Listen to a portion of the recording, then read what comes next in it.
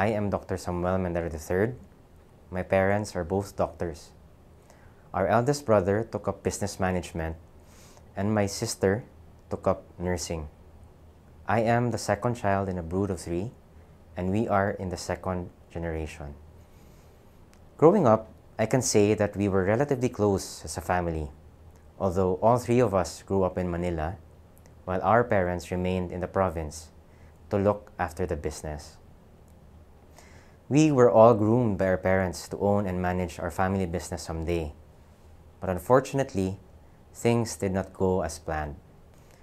Our family enterprise started in 1996. Our first hospital started as a 10-bed clinic. The hospital gained more trust from the community and was able to serve more and more patients through the years and eventually became a medical center. While this continued to develop, my dad ventured into deep-sea fishing, a nursing school, and a convention center. But later on, he decided to focus on the healthcare industry and divested the other businesses. So, in 2014, we ventured outside the Zamboanga Peninsula and opened our second hospital branch in Central Visayas, particularly in Consolacion, Cebu, which was a more urbanized setting.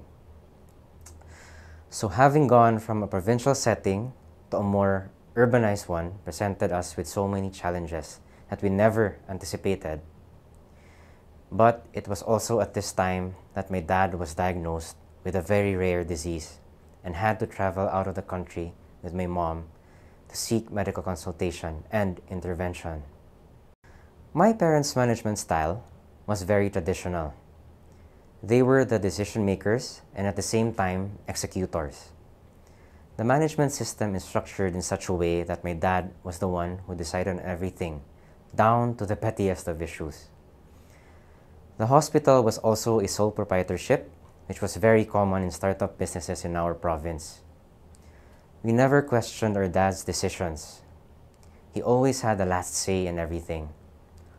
And although my mom and my older brother were involved in the business initially, they were not involved in making big decisions.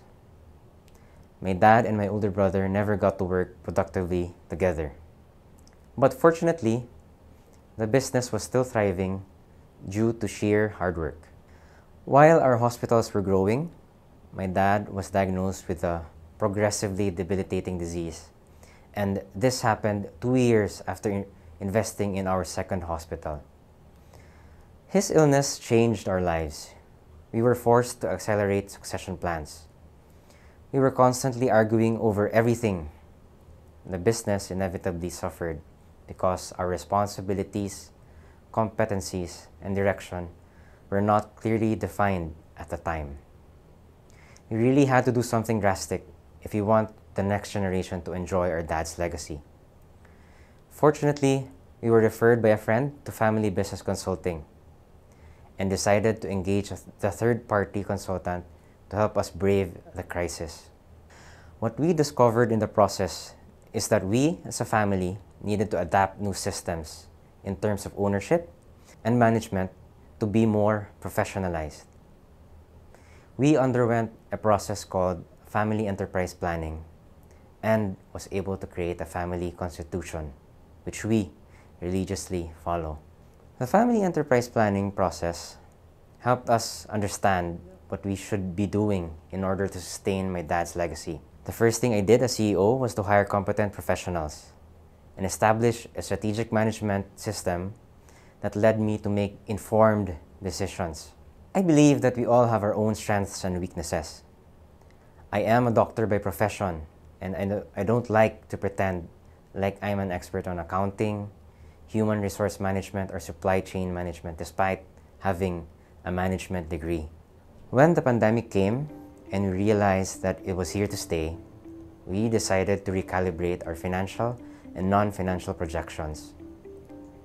Our leaders quickly created a crisis and care plan for the business, customers, and of course, our employees. We met every week to report on the status of the operations. Every now and then, we made contingent measures. We organized manpower sessions to address the status of the staff and make sure that we are timely in addressing issues and opportunities. We had to think outside of the box and explore how we can bring the hospital care services to the community. If a clear succession plan were already in place, we would not have undergone such a difficult time after my dad's diagnosis. We were all unprepared to handle the crisis. In order to survive, we had to accept that we couldn't control everything. We realized that we should be humble enough to accept the fact that we needed to seek professional help. The decision to finally do so led us to make informed and practical decisions for the corporation. And because of this, we were able to fare well and rise above both the family and business crisis.